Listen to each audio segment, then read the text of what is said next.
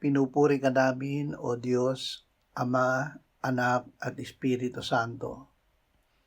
Salamat, Ama, na ibinigay mo sa amin si Jesus na iyong anak, na namatay para sa aming kasalanan, iyong muling binuhay, iniakyat, at iniluklok sa iyong kanan sa langit.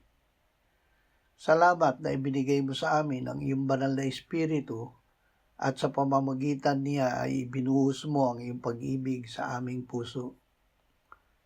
Ama, gawin mo na kami ay mamuhay bilang iyong pinakamahusay na gawa sa pamamagitan ni Kristo Jesus sa kapangyarihan ng Espiritu Santo.